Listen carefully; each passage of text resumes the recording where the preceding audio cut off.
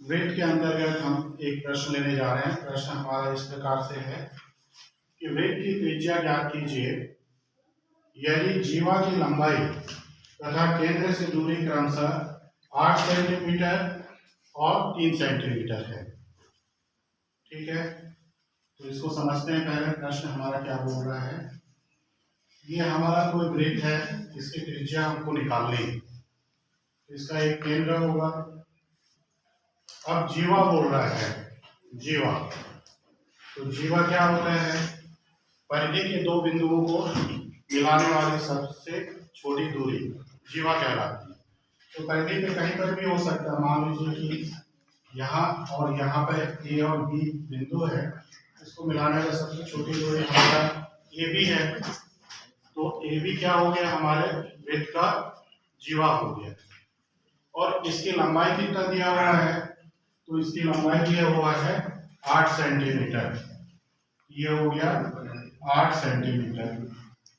अब केंद्र से दूरी, तो केंद्र से दूरी कितना है? 3 सेंटीमीटर। मतलब अगर हम केंद्र से एक लंब डालते हैं इस पे, तो ये O बिंदु है और ये C है, तो इसकी दूरी कितनी दी हुई है?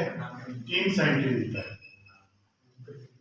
तो 3 सेंटीमीटर इसकी दूरी दी हुई है केंद्र से। अब हम को निकालना क्या है? वृत्त की त्रिज्या। तो वृत्त की त्रिज्या क्या होती है? केंद्र से परिधि की दूरी। तो यहाँ पर भी जोड़ सकते हैं या इधर भी जोड़ लीजिए, कहीं भी जोड़ सकते हैं, चाहे ओ ए करें चाहे ओ बी करें, त्रिज्या क्या होंगी? आपस में हमेशा बराबर होगी। तो हम यहाँ पे देख रहे हैं कि इस तरह से हमको एक त्रिभुज बन गया है। और त्रिभुज क्या है? तो हम यहाँ पे एक त्रिभुज के वृत्त के एक गुण का उपयोग करते हैं कि केंद्र से डाले गए लंब जीवा पे या केंद्र से जो भी रेखा हम खींचेंगे, जीवा पर क्या होगा? हमेशा लंब होगा, है ना। और जब लंब होगा तो उस स्थिति में ये जीवा जो है दो बराबर भागों में बढ़ जाता है। तो जीवा कितना है हमारा? 8 सेंटीमीटर। ठीक है, तो ये और ये क्या हो गया? बराबर भाग में बढ़ गया। कब? जब केंद्र से हम एक लंब डालेंगे।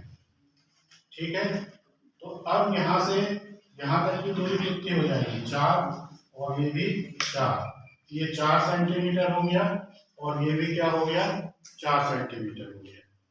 अब यहाँ पे देखिए, ये समकोण त्रिभुज बन रहा है और इसकी लंबाई 3 सेंटीमीटर है, इसकी लंबाई 4 सेंटीमीटर। तो ये हमारा क्या होगा? कर्ण। तो हम पाइथागोरस प्रमेय का उपयोग करते हुए इसको हल करेंगे। तो देखिए हमने क्या किया, OC लंब डाला किसपे? AB पे।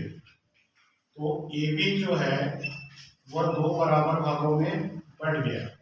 ठीक है, AC धन BC और AC बराबर BC का। इसकी कुल लंबाई 8 सेंटीमीटर है और AC हो गया, तो ये हो गया 8 बराबर AC।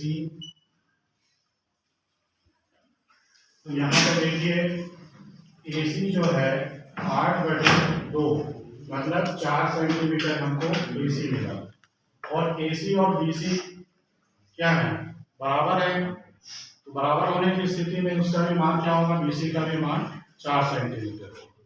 और यहाँ पे हमको जो लंब है केंद्र से दूरी है जीवा की, वो 3 सेंटीमीटर दिया हुआ। तो पाइथागोरस प्रमेय हम लगाते हैं, पाइथागोरस प्रमेय।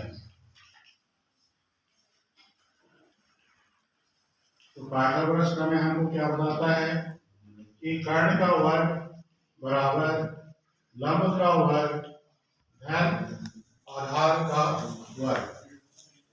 तो यहाँ पे देखिए लंब हमारा क्या है?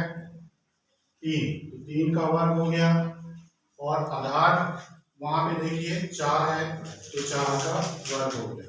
और कर्ण है हमारा OB, तो OB का वर्ग। और यही हमारा OB क्या है? वृत्त की त्रिज्या है। तो यह हो जाएगा OB का वर्ग बराबर 9 धन 16। बराबर 25, तो OB बराबर हो जाएगा वर्गमूल 25। तो वर्गमूल 25 का मान जो होता है 5, तो OB बराबर हमको मिल जाएगा 5 सेंटीमीटर। इस प्रकार से हमने देखा कि OB जो है वो क्या है, वृत्त की त्रिज्या है और इसी का मान हमको निकालना था। तो हमने इस प्रश्न को हल करके OB अर्थात वृत्त की त्रिज्या 5 सेंटीमीटर हमको मिला है यहाँ पे। तो इस तरह के प्रश्नों को इसी प्रकार से आपको हल करना है।